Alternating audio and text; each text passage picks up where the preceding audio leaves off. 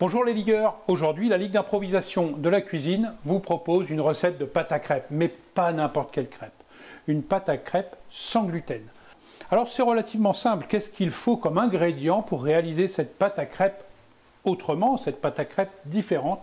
Eh bien c'est simple, il vous faut des œufs bien sûr, la farine de riz, de la fécule de pommes de terre, de l'huile de noisette, un lait qu'il soit lait entier demi-écrémé ou alors un lait végétal, et puis un peu de sucre de fleur de coco.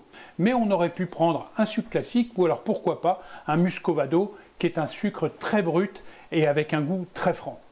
Voilà pour les ingrédients, pratiquement aussi simples que les ingrédients d'une pâte à crêpes classique. Alors comment on va procéder?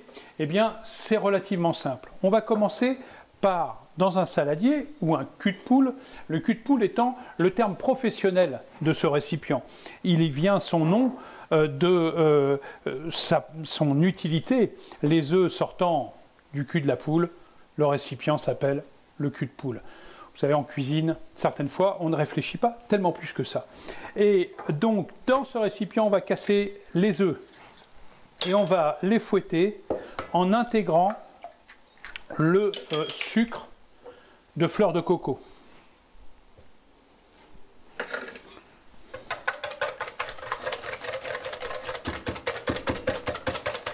On va y ajouter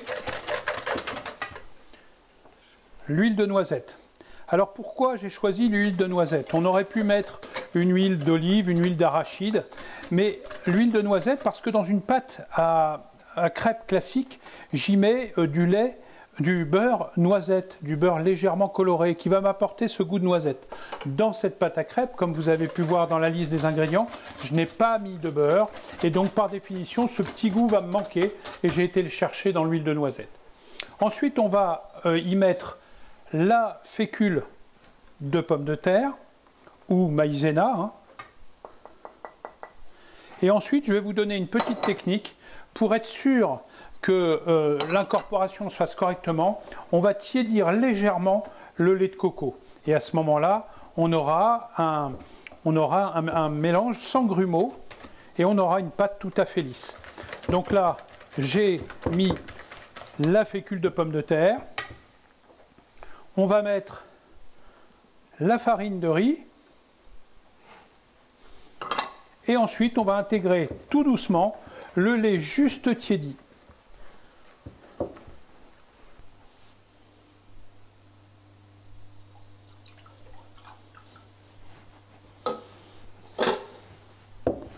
Ensuite, ce que je vous conseille, c'est de laisser reposer un petit peu cette pâte à crêpes. Voilà, ça va très très vite, donc juste tiédi. Et là, il faudra effectivement faire reposer cette pâte afin que l'ensemble des ingrédients se lient ensemble et surtout se parfument ensemble.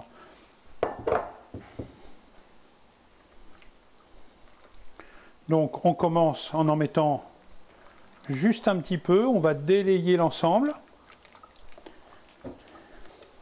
Voilà, et doucement, on intègre le reste du lait juste tiédi.